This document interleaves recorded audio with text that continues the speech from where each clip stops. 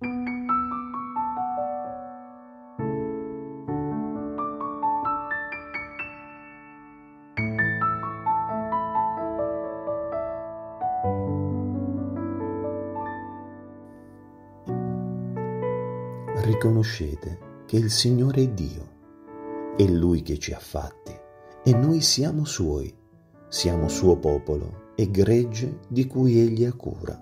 Salmo 100, versetto 3.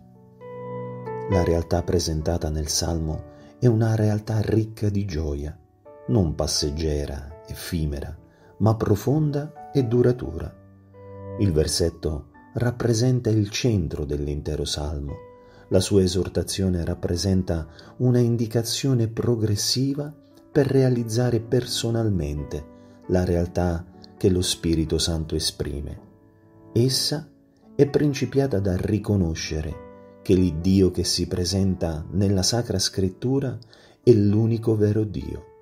Da tale punto fermo, lo Spirito Santo ci invita a considerare un'altra realtà spesso ignorata, superficialmente negata, scioccamente derisa. È Lui che ci ha fatti. Egli è l'Iddio creatore e noi siamo Suoi. Se da un lato ciò comporta responsabilità da parte di ogni uomo, dall'altro esprime l'interesse di Dio, la sua intenzione di raccogliere quanti si affidano a Lui, quanti ripongono la loro fede nella persona e nel sacrificio di Cristo Gesù. Essi sono fatti Suo popolo, del quale Egli ha cura. L'Apostolo Pietro scriverà ai credenti, affermando: «Eravate erranti come pecore, ma ora siete tornati al Pastore e Guardiano delle anime vostre». Iddio vi benedica grandemente.